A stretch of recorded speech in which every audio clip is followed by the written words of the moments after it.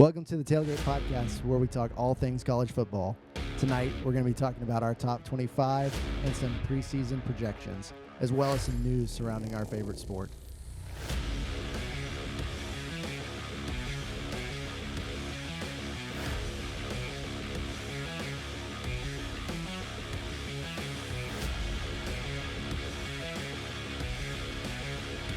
Thanks again for joining us tonight. My name's Michael. I've got my co-hosts here, Lucas and Dennis. I'm questioning your name. Nice to meet you too. Yeah, We believe he's Lucas. That's what we believe. We invited him in off the street. We needed a third guy. We need something to I reflect. just didn't know if you wanted to go by Luke or Lucas. Either one. Okay, cool. Well, just tell us a little bit about yourself, Dennis. We'll start with you. Oh snap! Okay. So my name is Dennis. Here podcasting. Been kind of watching football all my life, and being coached from different, levels of football, from high school, junior college, even a little bit of the pros. Okay. I'm Luke. No college football experience. No coaching experience. No, I've been in Tennessee pretty much my whole life. My dad grew up in Ohio, so obviously I'm an Ohio State fan by blood. I was raised right. So, but no, I love college football. I love just love everything about it. I love the camaraderie around your favorite teams. I love the tradition. It's just awesome. So much fun. Awesome. Yeah. Well, again, I'm Michael.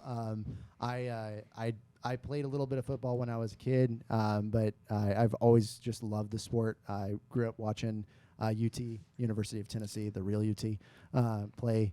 Get it right. Yeah, that's right. Ever since I was a kid, and so that's of course my team. And I was born and raised in Central Florida, so my dad made sure that I was a UT fan in midst of all of the Florida Gators fans. So. But before we head on to our first topic of the evening, which is we're going to be looking over the AP Top 25 and then talking about our Top 25, just want to do a quick shout out to our sponsor, which is Explore Tours. Explore Tours is a tour company based here in Middle Tennessee. They focus on bringing educational and unique experiences and adventures to everyone. And so if you have any desire to learn more about Nashville, learn more about Middle Tennessee, just check it out at exploretours.com. and book your tour today. Alrighty. So moving on to our first topic of the evening, we got the top 25, which obviously the AP released, what was it, last week? Mm-hmm. And I just wanted to kind of quickly go through it. Just, we'll just kind of just as a kind of a quick recap of what they've got down and how they got it wrong. That's what we're going to talk about, how they got it wrong. And then how each other gets it wrong. Exactly. And then we're gonna talk about how we got it all wrong. But at the same time, we're also right, just because that's how it is. But again, they started off with 25 is Iowa, 24 is Tulane, 23rd is Texas, Ole Miss, UNC, OU, Oklahoma, Wisconsin, Oregon State, TCU, Kansas State, Oregon, Utah, Notre Dame, Tennessee, Texas, Washington, Clemson, Florida State, Penn State, USC, LSU, Alabama, and then third we got Ohio State. Second we got Michigan, and first we got Georgia. Hey, Michael, real quick. Yeah. Just want to ask you, man. Which UT is ranked higher? Listen, we're not playing this game. I already know. I already know. I'm just saying the one that has Manning. Yeah. They have a Manning. They don't have the Manning. Depending. Listen. And we're not getting into the news just yet, but Peyton Manning did just come back to teach at University of Tennessee. He's teaching the art of practice. But we're not talking about that Sounds tonight. like they need it. Hey, what are you talking about? You got to bring in a goat. Anyways, so what do you guys have as your like your revised version of the top 25? Because obviously there's some things they got right, but there's a lot of stuff they arguably got wrong. So what are you guys thinking? I mean, my top four is the same. Fair enough. So, I mean, I've got Georgia 1. I just think, they got a good team coming back, new quarterback, but let's be honest, they're gonna come out swinging. As much as it pains me to say, I got Michigan number 2. It's really hard as an Ohio State fan to say that. However, it's preseason. it's preseason, Yeah. and the only reason that I have them above Ohio State, which I do have at 3, Mhm. is because of our questions at quarterback. That's fair. Yeah. I don't think, unless it's come in the last hour, that Ryan Day even knows who their starting quarterback's going to be. So I don't think so either. if they don't know, then it's really hard to put them above the team that has beat them 2 years in a row. Yeah. And then How many years? 2. Oh, okay. Just want to make sure. I mean, hey, I am an Ohio State fan who is fine saying Michigan holds the overall record, Okay. but we've been the better team this century. Or, well, this Past 10 years. past 10 years. Sure. 10 Sure. years is a Past little 10 bit years. different than a century. But Yeah. and then I've got Decade. I've got Alabama at 4. Just Okay. I'm not voting against Saban. Fair enough. Fair enough. What you got, Dennis, over there for the top 4? I would say my top 4, UGA, Michigan, Ohio State, you can't really argue with that. They're going to be very competitive as it goes on. But I believe my number 4 is actually LSU. Dude, I have the same. Like, I put LSU in there too. I mean, what's your reasoning behind that? I just feel like the way that they're actually come together as a team, and I feel like the way they finished off last year, they're going to be, honestly, really a dark horse to possibly win the SEC. I could see Yeah. that. Yeah. I mean, honestly, my thing, the reason why I put LSU over Alabama, I actually have Alabama 6th on my top 25. And the reason I have that is because of the fact that Alabama is returning 40% of their production, whereas LSU is returning 71%. That's an LSU team that beat Alabama last year.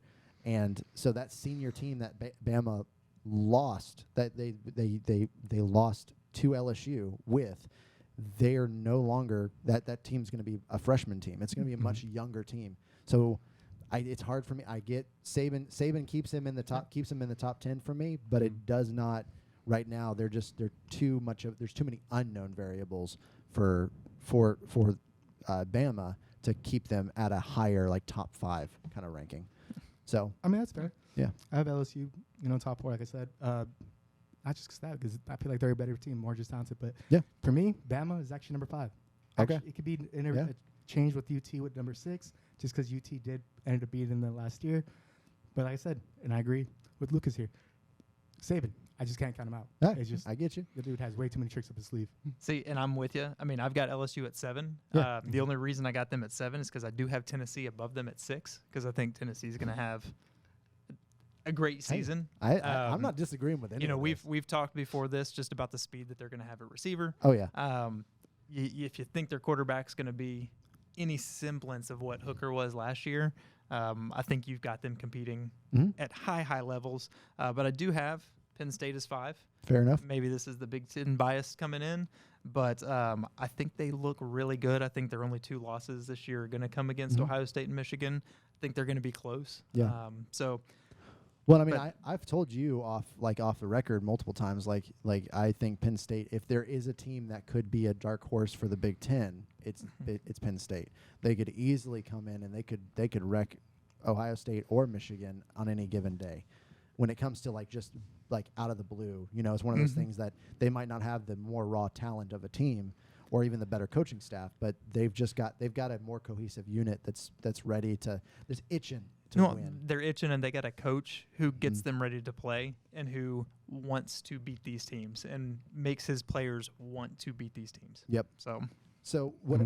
Their only losses last year too was Ohio State and Michigan. So Yeah, that's true. So what other notable things do you have in your top 25 that would be where you really disagreed with the AP poll, or just something that you think is important to highlight? I've got Texas at 8. Okay. I've got Texas pretty high. I think there's 2 scenarios that we're going to have. Yeah. I think that either their quarterback, and I always get his name wrong, Quinn Ewers. And he was at Ohio State for a while. I don't know why I can't get it right. I think either he has an amazing year or he loses a game at the beginning, struggles a game, and then Archie comes in. Okay. And I think Archie's going to be great. That's fair. So I think that you look at his bloodline, all the tips that Eli and Peyton are going to give him, the art of practice that Peyton Manning probably practiced on. So that's how he got this role with Tennessee, was practicing on his younger. But I mean, to me personally, I think the way I've seen him play spring practice and everything, honestly, I feel like if he didn't have the last name Manning, he probably would have been more of a 3-star athlete. It's possible. Yeah. So what I heard actually earlier, I think it was earlier today, I was listening to I think it was Josh Pate, and he was talking about how and this is from earlier. It's not something he did recently. I want to say, but he's talking about how all this fall camp intel and whatnot have really shown like that he is like Archie is actually like competing still for that starting role. Like he's still competing, and everybody's like, well, yours has got it. You know, he's got it in the back. So why you can't compete? And he's like, competition is a culture. It's not just something that it's not just something you're just trying to like achieve. It's like a culture that you've created and cultivated at Texas. And so that's something that Steve Sarkisian has actually clearly instilled, and he's actually embracing it as a new player. So that'll probably make him become better, because I think that's one of the things he's dealt with his entire life is he's a Manning, so he's like, I haven't had to compete. He could happen just like Payton. A couple of games in, somebody gets hurt, he takes over and never lets go. Yeah. Yeah, fair enough. Any other notable things on your list, Dennis? You know what? I actually have Penn State, not Penn State, excuse me. I actually have Utah, actually, in my top 10. I actually have them at number 9. Yeah, I have them at 8. I just feel like they're just not getting any respect. Yeah, I genuinely feel like they're not getting any respect. They beat USC 2 different times, mind you, and they were both pretty impressive wins. So, and most of their team, a pretty good significant team, is coming back. 76%. Yeah, so it's like I would not sleep on them. I definitely would not. I just want to see them do it. I mean, Yeah. they're one of those teams that USC is proven, and even though they've been beat, I've got them at 18. The disrespect. I am one of those disrespect guys that Man, I you're just awesome. you might still have brain freeze, man. I don't know. Maybe you've been stuck in Ohio. man, I don't have any hair to warm it up. That's fair enough, man. So, but yeah, so throw me on that that I'm disrespecting them train, because I don't see it this year. The disrespect, man. I I just mean, can't believe it. I get it, man. I put in, and I told you guys about this, like I kicked Iowa out of my top 25 and put South Carolina in, because I think South Carolina has the weapons to be in the top 25 throughout the entire season. If they hit their stride the way that they could. They're not returning the type of production you would like to see to be able to do that, but I still think that they're going to be a more valuable team by the end of the year. They can potentially provide more upsets than Iowa will. Yeah, they'll definitely provide more upsets, but I think Iowa at the end will have the better record. Oh, yeah, sure, for sure. That's fine. I actually have.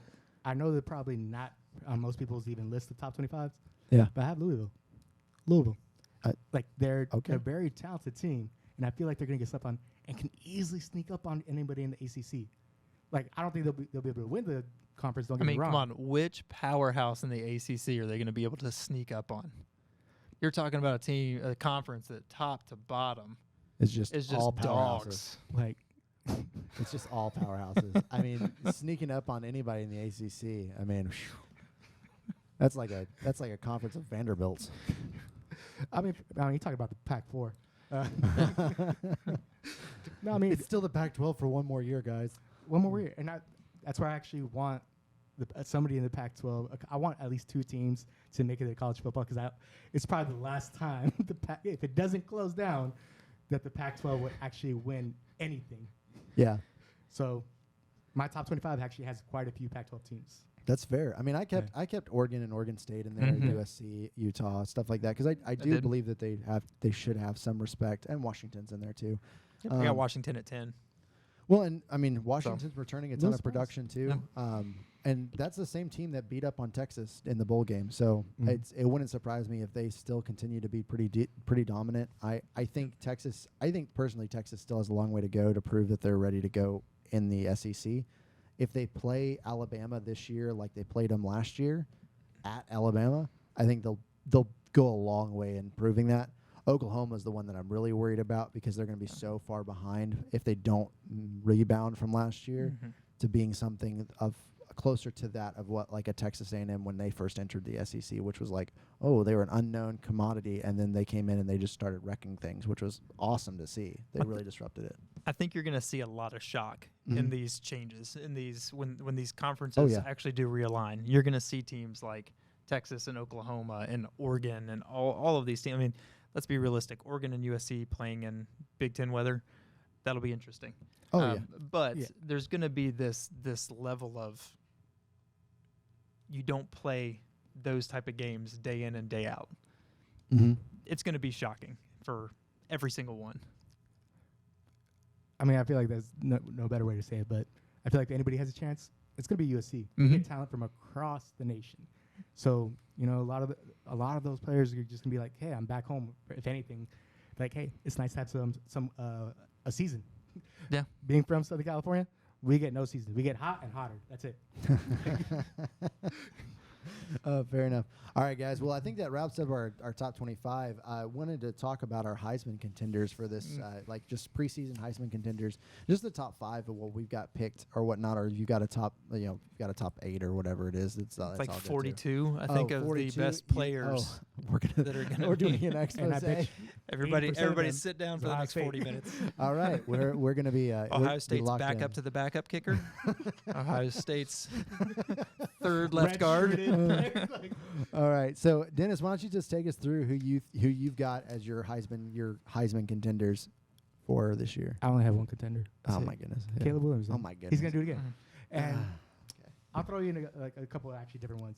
I actually believe Jaden Daniels actually will probably kind of sneak up on people on that. Yeah, especially if LSU he's able to take LSU as far as he possibly can. Mm-hmm. And I'm seeing LSU probably, could be a one-loss team. Yeah.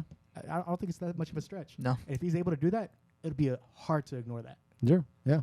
But Caleb Williams is a favorite, but I think one that's going to really sneak up will be Jaden Daniels. Okay. What about you, Luke? I mean, I've got Caleb Williams and I've got Drake May. I mean, those two are, last season, obviously Caleb Williams wins. I just kind of doubt that he will win again. I just think that they're not going to vote that way.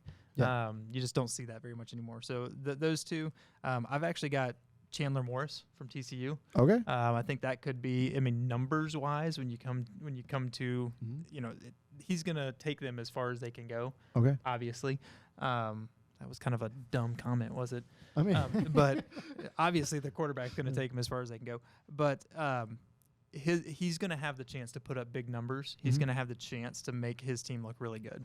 And if he does all that, I think he'll be there, at least be sitting next to all the other guys. The 3 other ones that I've got that are just kind of like a little bit off, Michigan running back Donovan Edwards. I think running backs don't really get the love in the Heisman vote anymore. Especially if he runs through Ohio State. If he runs through Ohio State, if he does what he did last year to Ohio State, I mean – he's going to get some head looks. And then on the opposite end of the ball, Marvin Harrison Jr. Again, are you opposite end of the ball? He's offense too. What do you mean? This punter. Opposite the other team, the other side of the rivalry, I guess is what I meant there. I get you. Marvin Harrison Jr., obviously he's a freak of nature. Obviously he makes catches that other guys don't. He has the potential to put up yards. The only thing that's going to hold him back is going to be the fact that he's got like 3 other receivers on his team that are going to be awesome. And then I have to put whoever Ohio State's quarterback is. Either way, I mean, I get it. as long as they put up the numbers, as long as they're beating teams the way that they really should, you're going to see Ohio State's quarterback in the Heisman, at least in the runnings. Yeah. No, that's fair. That's fair. I mean, for the most part, I mean, I agree with both of y'all, and obviously we're gonna have Caleb Williams in there. He's gonna be the definitive number 1 pick. I mean, just like if you have UGA coming back in at number 1 for everybody on this panel, like it just makes sense for them to be number 1, just like Caleb Williams makes sense to be number 1 on the Heisman watch list. But I also agree with you, Dennis. I think that Jaden Daniels is going to be somebody that is. He's going to be a weird dark horse if he plays the way that he can and stays healthy. And that's the thing too. I know people I've seen online be like, "Well, it's his first year, his only year. He's going to be playing in the SEC with LSU." I'm like, there's plenty of players who's literally played 1 year with the team and just balled out, won a Heisman, and then it ended up becoming first-round pick. Not a lot of good choices, but in college football they balled out. Is all I'm saying. Yeah. It's a different day and age. Yeah. You have guys who come in. They're there for a year, maybe 2. Like at this point, you get 2 years out of somebody, you're happy. We got 2 years out of CJ Stroud, and it was like, thank you. Yeah. You didn't meet Michigan, so have fun in the NFL. But, but yeah, I mean, you're only going to get 1 or 2 years, so you can't really count those guys out. You have to look at the team around them. You have to look at who they're throwing to, what kind of line they've got, who's protecting them. So many more factors just than the first year starting. Completely agree. Definitely, and I also just like you, I had Marvin Harrison Jr. in there. I mean, it's hard to discount a phenomenal receiver. As I agree with you, the only thing that would probably keep him from shining is that if the rest of his receiver core shines. Right. Which, if that's the case, then that means that Ohio State's balling out and it doesn't matter. They're just winning games, and that's what he cares about. Like from what I've seen about him and what I've seen about the rest of that receiver room, they just care about winning games. I mean, it's gonna be the effect of Marvin Harrison Jr. It's like if he's gonna be that big of a target where all the other receivers in that group are gonna be open. Right. Because as a person, you have to double coverage at least almost every single play. True. Yeah. So. Yeah. The only other two that I've got on here, and they're gonna deviate from both of y'all, would be Bo Nix, and that's just because of the fact that he's playing in the Pac-12, and that's the only reason why Caleb Williams arguably is as high up there as he is. We need to do a little counter. Every time we bring up the Pac-12, how many times we laugh? Yeah. Because he's in the you Pac-12. You can't say anything, Dennis. You can't say anything. You used to be a coach over there.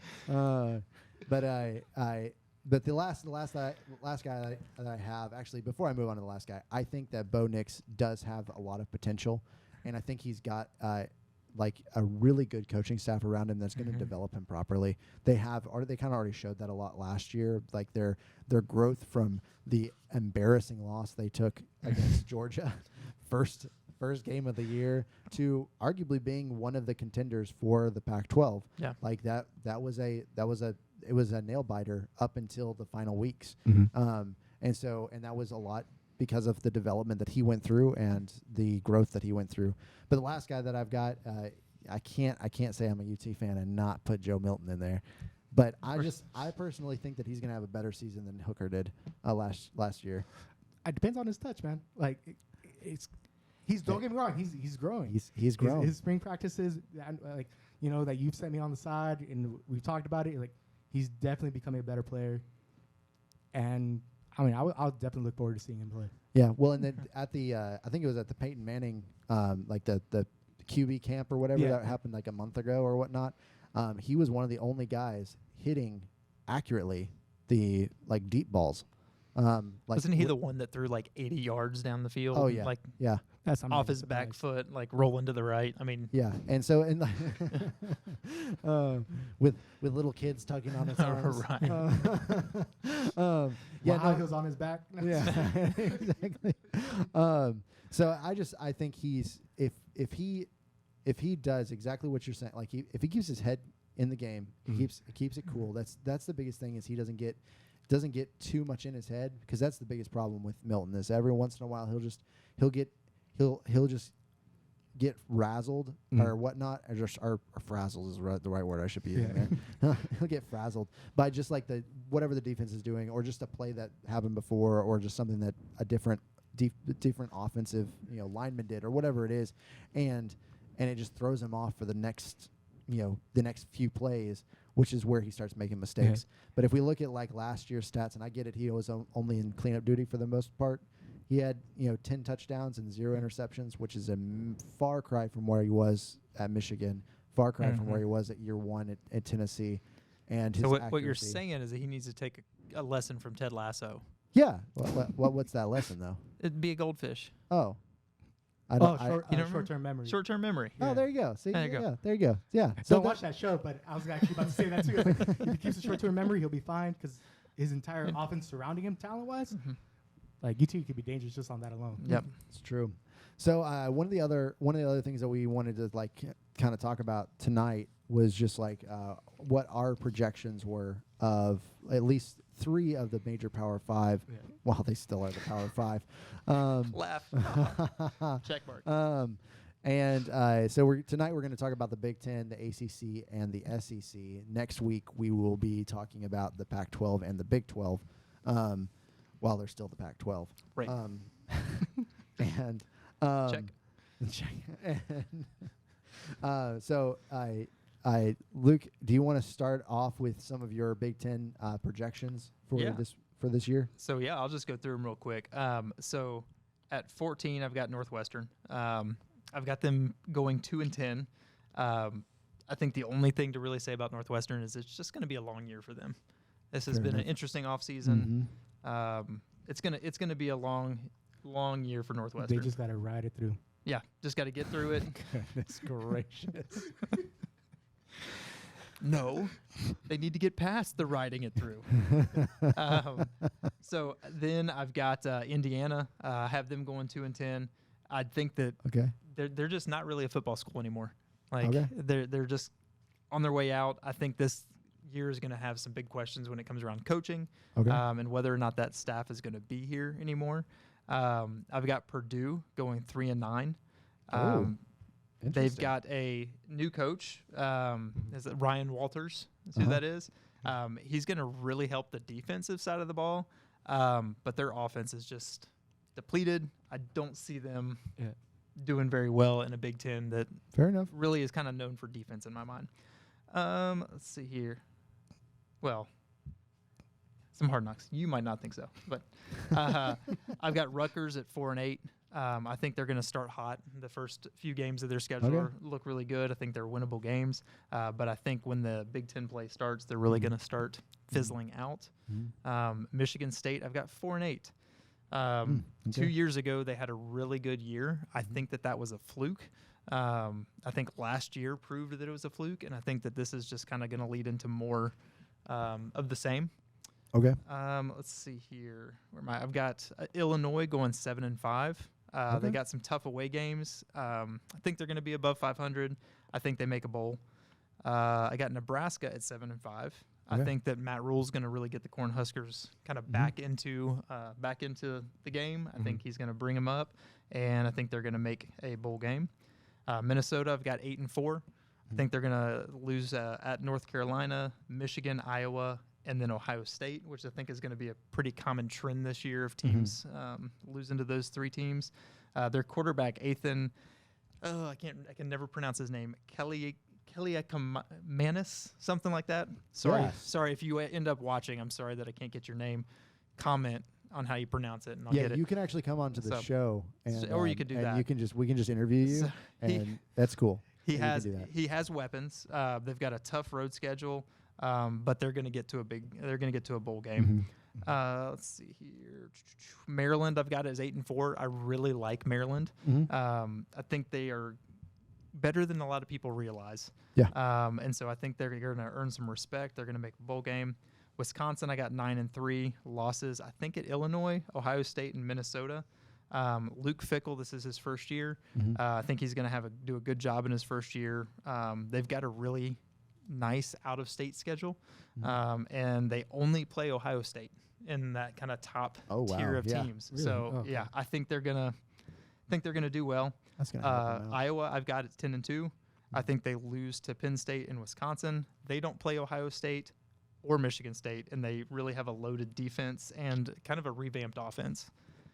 3, I've got Penn State. This is going to go with my top 25 here. Penn State, 10-2, loss to Ohio State and Michigan. They've obviously got a great defense, a great coach, lots of talent, but they do have a new quarterback. This is where it's going to deviate a little bit. Michigan, I have 11-1. I think that they lose to Ohio State, and I think that's the only thing. I mean, they're going to lose to Ohio State. Ohio State 12-0. That's where the thought ends. It's just like, That's it. Ohio State 12-0. They got a new quarterback, but I think just the talent surrounding them, if the line can keep him up, if he can make good decisions, if our secondary can stop giving up big plays, they're going to go undefeated, go into the playoffs. Fair enough. I mean, I get that. Like I have in my projections, I have OSU and Michigan both going 11-1, and as I mentioned before, I'm not necessarily saying that either one of them are going to be handing each other their loss. Like it really could be Penn State. And there's enough decent teams in the Big Ten that could be dark horses. I don't really foresee Purdue really taking that much of a drop off as they did from last year, because they were decent last year. I do see like Maryland kind of taking it up a notch, potentially even going 9-3 if they're lucky enough.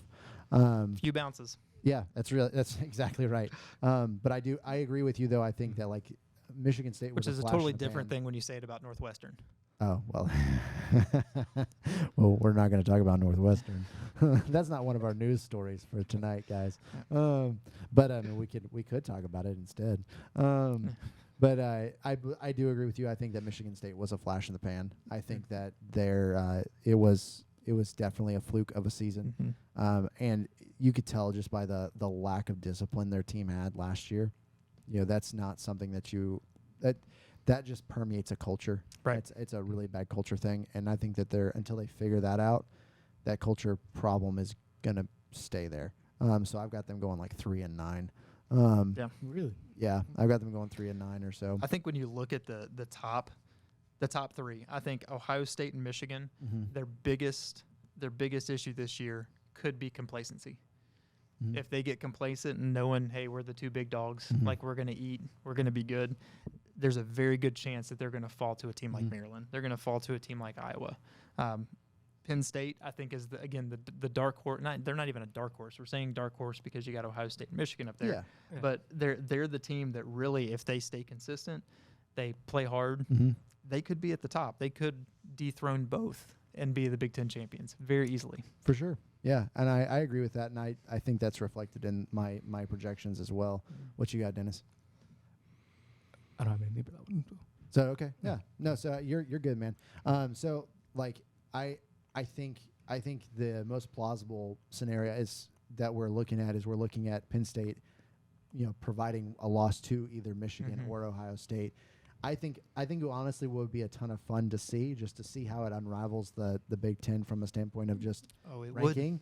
Is like Michigan goes in and beats like Michigan gets beaten by Ohio State at home, but Penn State goes in and beats Michigan or whatever it is, and Ohio State like it's just like all this like just weird like cycle where it's just like Penn State beats both, Ohio State beats Michigan, some kind of like something weird or something three-way like that. tie type thing. Yeah, or some kind of weird, I mean, you could even have like Penn State beating Ohio State and then Ohio State beating Michigan and then Michigan beating Penn State. Like just something really weird where you're just like, who's going to come out on top at this point?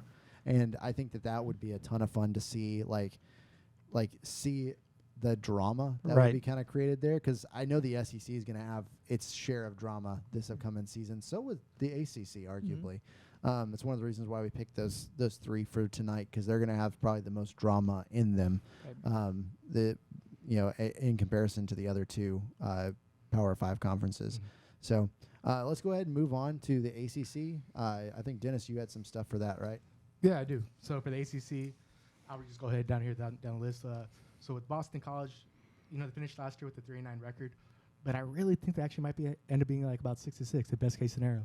Okay. And I think just because of the strength of schedule, it's literally in their favor. I feel like the best they could do, probably 6-6. But I feel like the realistic, they maybe even go 7-5. But realistically, I feel like if they hit 5 wins, 5-7, I feel like that's kind of more of a sweet spot for them. Okay. And then with Clemson, I had that they finished at 11-2 last year. Best case scenario, 11-1. But I feel like possible reality could be 10-2. Fair enough. Yeah. Okay. And then Duke, I actually have them kind of finishing best case scenario 8-4, but reality 7-5. I just don't have a lot of confidence in Duke personally. Just not there. Now Florida State, who I actually have as my ACC champions. Okay. I feel like they're actually going to win it all. I feel like their actually best case scenario is 11-1. Okay. And I could definitely see that kind of going on, with probably the only loss honestly being around just LSU. I believe they play. They play LSU first week. First week. Okay, I thought. Yeah. So I see that kind of being a little one, with that one being a loss, but I see also the possibility they kind of finish up with about a 9-3 record. Okay. And then next up, I have Georgia Tech. Honestly, I feel like they're probably gonna finish the same way as last year, 6-6. But I feel like that'll be the best case scenario. But even 5-7 wouldn't even surprise me at all. And then actually, Louisville, I feel like honestly, they're going to be about a 9-3 team. I genuinely feel that way. They might slip into possibly being a 10-win team. I would love for them to win the ACC, just as just kind of sneak right in, say what you want to say. They're a talented team. I love what they got going on. I feel like they could be 10-2, but I feel like that's just wishful thinking on them. Fair enough. And then I actually have North Carolina finishing up roughly about 10-2. But I feel like with the defense just kind of being a differential and how they kind of going to support, because I feel like the defense is going to make a difference into being a really actually contender in the ACC, but also just fighting any team. If the defense doesn't do well, I could see them being dropped off all the way down to 8-4. So even a couple losses down. Gotcha.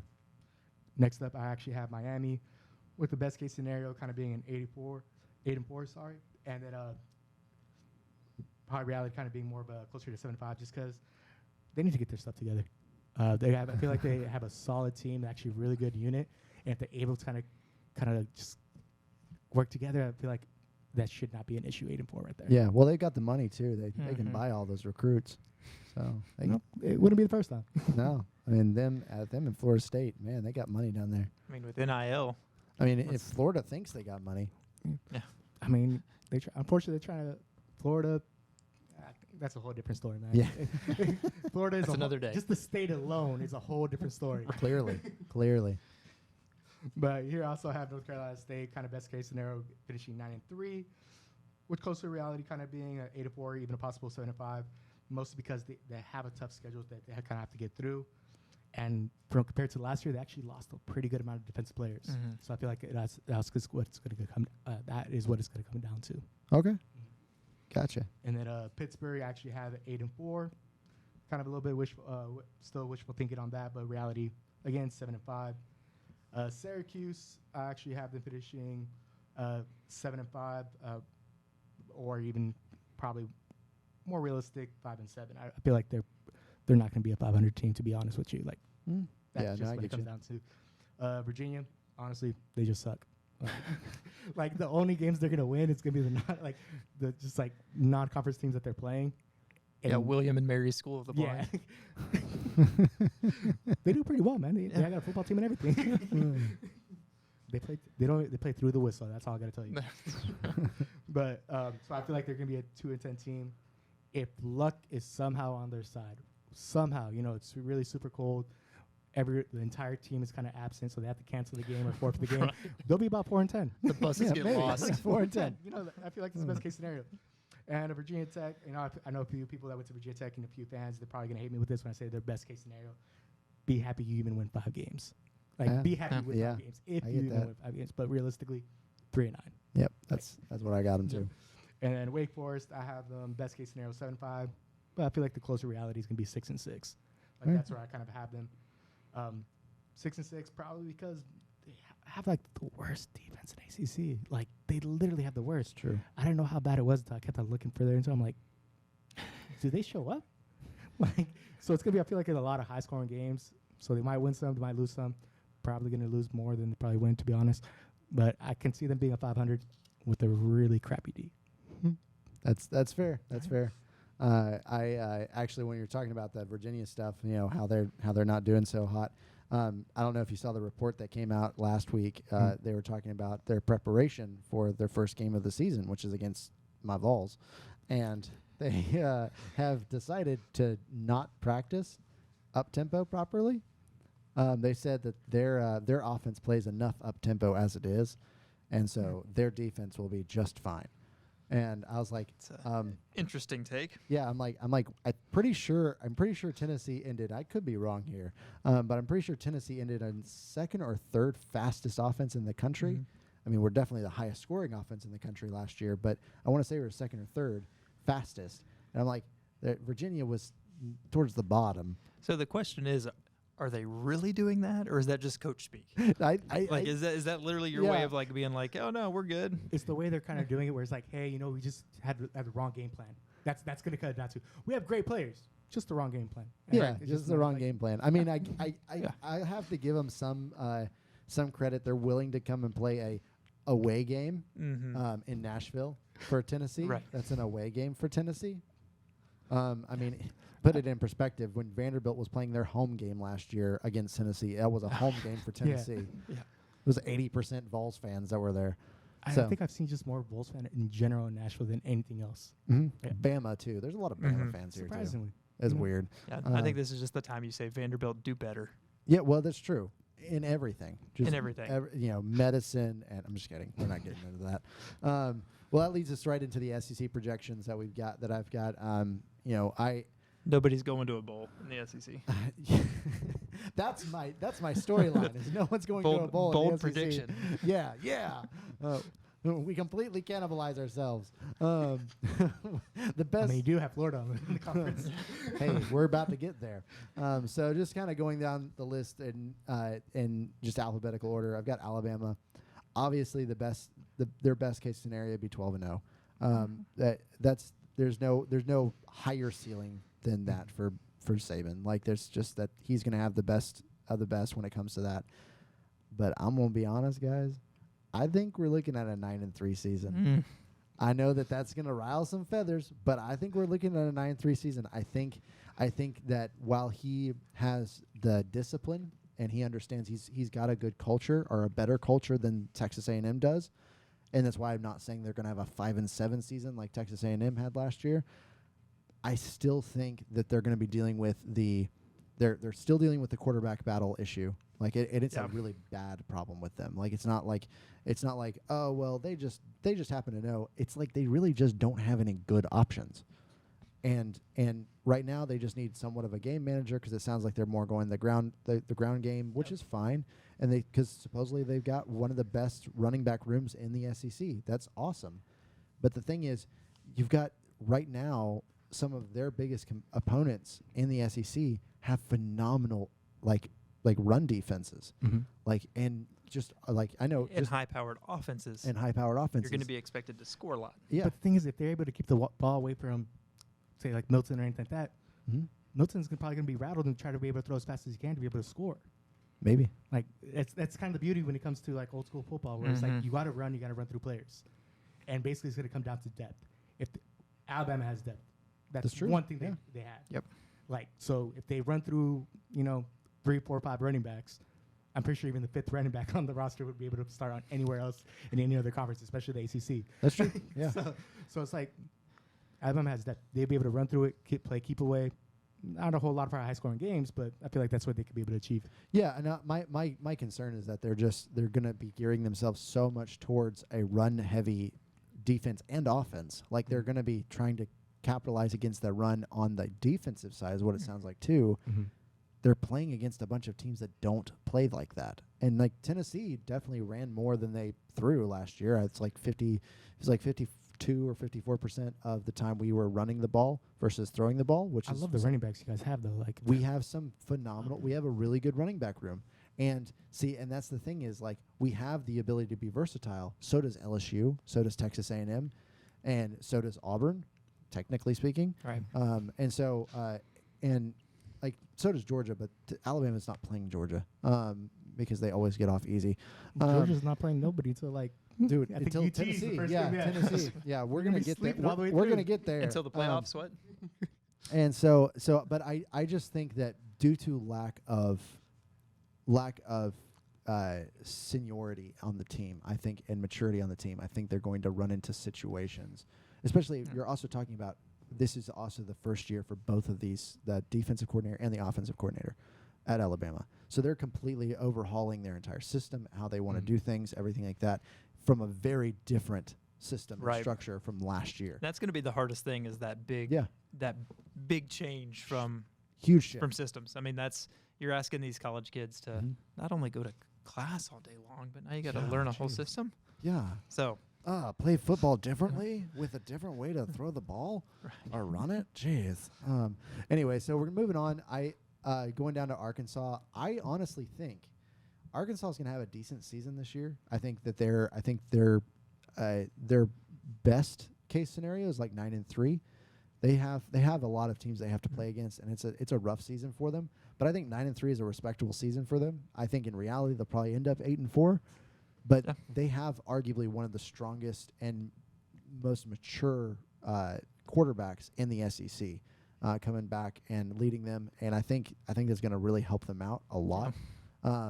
It's just more of can he stay healthy?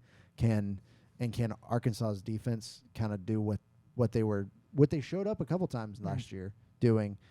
but can they actually really do that against LSU or at Alabama, things like that?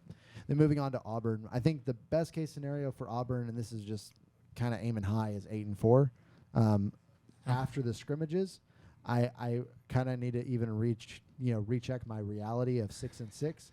I feel like it's probably going to be more like 4-8. Keeps going down. Yeah, just keeps on going 8 and down. 4. No. I talked myself out of that. Yeah. Essentially, I mean, it was like I almost did. Yeah. Well, like I think it was they brought in Peyton Thorne from Michigan State, and they're I think starting to find out why he wasn't very good at Michigan State, and so when your other two backup quarterbacks were doing better in the scrimmages than he is, this more senior quarterback, that's not a good sign. No. I have a lot of confidence in Hugh Freeze's ability to scheme properly. Mm-hmm. He's a good game manager. He knows how to build those game plans and stuff like Yep. that. But I just don't know if he's got the depth at the roster. But he still could easily be a dark horse to some degree. In this year. Yeah, I mean you can't really come up with a game plan for talent, No, but you we'll try see. to with roster, but Right. I mean, to Colorado that. Coach Prime. I mean, that's different though. He decided to go handpick everything out of the portal. But we'll talk about him next week. I've got next up we got Florida. I think their best case scenario is 6-6. I think the reality for Florida is they're going to be 4-8. With their quarterback? Yeah, Graham Mertz, the next Peyton Manning. Their quarterback. Tim his Tebow ratio, reincarnate. Yeah, basically, 4-8 is basically what he's looking at in terms of like touchdown interception ratio. yeah, basically, yeah, touchdown interception. I mean, I'm perfectly fine with that. If he makes our secondary look good in the swamp, I'm perfectly fine with that. I think that a lot of the Florida fans that I've seen are really holding on to Tim Tebow. Well, they're holding on to a delusion He's a good man. of how Good good their quarterbacks have been, Yeah. Right. and they're trying to build this like facade that this kid is going to be just the next reincarnated Tim Tebow or Right. whatever The next it is. in line, the next And- Florida quarterback. And I mean, he may have a great season, but he was not good last year, and I'm Right. tired of people pretending he was excellent. Mm-hmm. And there's a lot of other things. I mean, I think it was Florida lost like 20-something people to the portal, Right. and so it's not like you can't just assume that you're going to just do amazing when you start losing so many people in the portal. So again, I have them in a reality probably going 4-8. I still think that they're a dangerous team to play against, Yeah. but I think them going to Utah, they're going to lose real early. They might do some correction. I think Tennessee's still going to go in, and I'd love to see Tennessee just wipe the floor with them at the Swamp. Yeah. It'd be the first time in 20-something years that they've done that, and I think it's long overdue. Moving on, we got UGA, Georgia, for the people at home. Oh, That's what that means. Yeah, sorry. Obviously, the best for them would be 12-0. Reality for I think Tennessee's going to hand them their loss this year. They're having to come home to come and play at Tennessee's home, Neyland, and we were undefeated last year, and not just in football, and we are also undefeated in baseball at home. So that should tell you something. There is something about Knoxville that is scaring. How did their opponents. volleyball team do? We're not talking about volleyball. Okay, gotcha. Or golf. Or baseball. Well, no, we just talked about baseball. Baseball. Their underwater basket weaving was undefeated. Underwater basket weaving. That pool has not seen a loss. Exactly. No one has drowned there.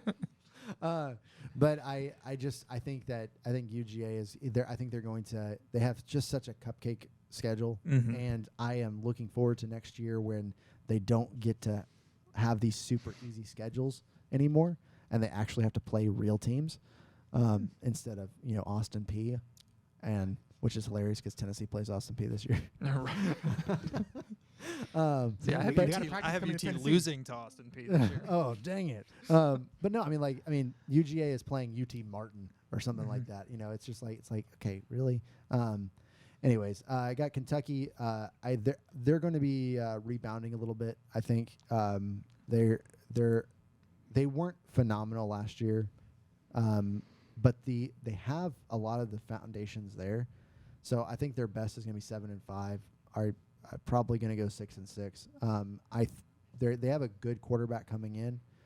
He was from was that North Carolina State? I think is where he's from. Sounds So, right. yeah, that sounds Yeah. right. And so I mean he's a good solid quarterback, but they're somewhat of an unproven commodity at that point because they've changed a lot on the offensive side. It's going to be a very different type of ball game than what Will Levis was doing. Putting mayo in that coffee. Yum. Yucky. So gross. And then moving on, we got LSU best. I am gonna miss his girlfriend though on the sidelines though. Well, fair enough. You can go and watch her at the Titans game or something. Unless they broke up, I don't know. But He is a second-round pick. She doesn't want to be with that. Something like that. yeah, geez. Oh yeah, they had like, to trade up. he's for that making too. millions still. Like, oh no. Oh my gosh. So. But we got LSU. I agree too. With Dennis earlier. Like I think LSU could easily go 12-0. And I think even a reality is still 10-2. I think, which is still a good season for them. And it would still be an improvement from last year. I could easily see them winning the West. I've actually been saying for a while that I think it'd be interesting to see LSU and Tennessee in the battling for the SEC championship. Yeah. Mississippi State. I think they're going to be still reeling from the loss of Mike Leach, and so I think their best case is going to be 7-5, but I think they're probably just going to go 500, 6-6. You know, just kind of break even. They've got a good team. It's just they're trying to figure out the leadership structure. Yep. Then Missouri, I think they're going to be similar to Mississippi State. They're a dangerous team. They've got a lot of returning production, but people consistently keep on talking about how that's going to be such a dangerous matchup for Tennessee, and I'm like, you guys weren't paying attention to when we went into Columbia not last year, but the year before, and we beat them by 42 points. Right.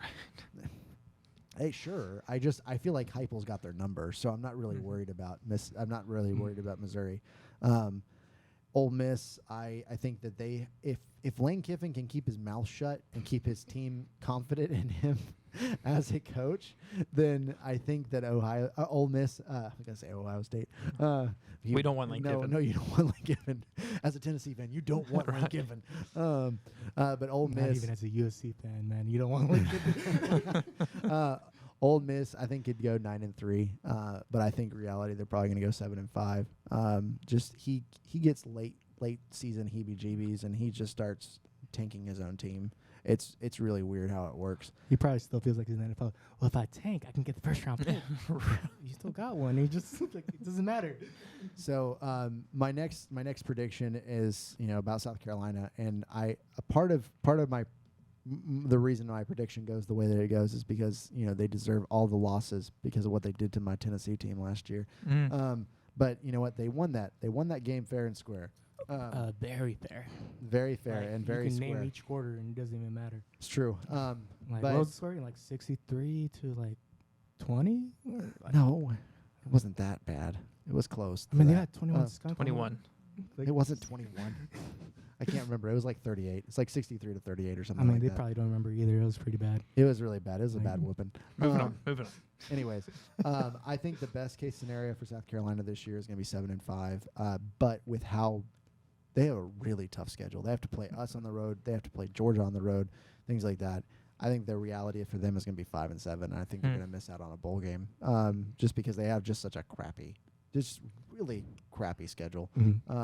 Tennessee, I can't say that I'm a Tennessee fan and not say that their best is 12-0. But this year, But this it year, actually is true. It's actually true. It's actually And I possible. feel like Strong it's possible. possibility. I also say that the reality is 10-2. But I'd say that our only losses, if we did have losses, would come from Alabama and Georgia. Not USC? USC, yeah, we're South Carolina? we're No. USC Junior, no. Yeah. I'm glad you agree there, Yeah, Junior. yeah. We're not gonna lose to them. Not at home. Honestly, I actually could see us losing to Texas A&M as well. That one I can see. I but can give it. that's just only because if Texas A&M really finds their stride, but they have to come and play us at Neyland, and that's a tough game Neyland is easily one of the most hostile environments to play in the SEC. And that's one of the reasons why I still think that Tennessee could easily beat Alabama at Alabama, is because Bryant-Denny Stadium is not very hostile. They've been the top dog for so long, they don't care. They're just like, I mean, they love their team, but they're not as riled up as this fan base that's been bad for 15 years. Right. And so, but moving on, I got Texas A&M. I've got them at 10-2. Reality, I think they're going to be 8-4. I think it'll still be a massive improvement over last year, but they're still figuring out their entire offensive structure and even their defensive structure. And Vanderbilt, best is 6-6. Reality of 4-8. I'm just glad the hospital is right next to the stadium. Yeah, it helps. Very out. convenient. It really helps out. Anyways, with all of that, like, just, we've got only a little bit left of time, but just wanted to go through and just a couple other news topics that you had brought up. You brought up a couple things, Luke, in some of our discussions offline. What's been the biggest thing that you've been following this week? I mean, I think the biggest thing for me has been the Iowa gambling probe. It's been very interesting. Yeah. Just, the head coach I read something today that he made a very interesting comment where he said, there's 50 states here. And it's very interesting that there's only one state that's going into. There's 50 states. Yes, 50 states. That was the interesting comment. There's 50 states. I did it 5 times. You can check that. But he said there's only one state that's actually starting to go into these gambling allegations, and that's Iowa. Yeah. And it's Iowa and Iowa State. I think there's been over 100 players now in the past and current. And the interesting thing is I don't know when this came out, but I read something about how they figured out, or how they started this investigation, was that they noticed a bunch of different logins coming from the stadium at a time that wasn't when people were supposed to be there. And so essentially all these guys were logging into their apps at the arena, at the gym, wherever it may be, and they're going, oh, there's 200 logins at Iowa today. It's not game day. I wonder what's going on. So that's what led to them investigating this, and ultimately now this big investigation that's going on. So I kind of agree with the coach in this. Why aren't more states doing it? Fair enough. Maybe other states are just being a little smarter about it, but yeah, possibly. Do you think this is going to hurt Iowa or even Iowa State's ability to produce from a standpoint of just wins and stuff like that this year? Do you think this year I'm going to say no. Okay. I think that I think it's going to be a long investigation. 2, I don't know that the talent that they have being investigated, because really a lot of this hasn't even come out yet. But I don't think a lot of their talent is going to be gone. They're not going to have a lot of talent that's going to have to sit out. So I don't think that it's going to be. I mean, obviously, I think I had them 10-2. So I don't think it's going to hurt them much. I think more the investigation, if they let that part get to them, that's what's going to. Fair enough. That's what's going to. Well, I know we have one other news topic that I'm really interested to hear what your opinion is on, because you being an Ohio State fan and you loving this coach. This is your favorite coach, more than Ryan Day, more than Urban Meyer. Jim Harbaugh. What's your thoughts on this new NCAA investigation? We talked about this earlier, and I loved what you brought up and saying that this was like Pam when Gabe's trying to. Yeah, well, I can't take credit for that. That was Pate. That was Josh Pate. So Josh Pate. Yeah, and it was a great reference where it's just Gabe's trying to get Pam to give him some information. That's what's going on right now. Is the NCAA is saying, Jim Harbaugh, you did something wrong, and he's going, I don't know what you're talking about. Prove it. Where's your proof? And so. Deny. Yeah, deny. Now, do I think that his hands are clean? No, I don't think he is. Do I think that there's lots of coaches who are probably doing the same things that he was doing? Of course I do. This is a game where if you're not cheating, you're not trying. That's what this is. So I think what's going to end up happening is this is going to get drug on. If anything does happen, it's going to be next year. And realistically, I could see this being one where the NCAA just has to tuck its tail and leave and drop everything. We'll see. That's the question is Harbaugh going to be here? Yeah. He might be in the NFL by that. He might be in the NFL. Who knows? if something does happen, is it going to be Harbaugh there dealing with the repercussions, or is Michigan going to be left in this wake of, all of a sudden Harbaugh leaves and they've got a 4-game suspension for something or a bowl ban or whatever it may be. So, at the end of the day, while I am an Ohio State fan, I have to say he's probably not the only one doing this or that did this. So it's just interesting. Yeah. But I like his strategy. Yeah, just prove it. Yeah, as soon as you tell me what I did, I'll let you know. But fair enough. Fair enough. Well, again, thanks again for joining us on our tailgate tonight, and come back next Thursday as we continue to count down the days to the next season.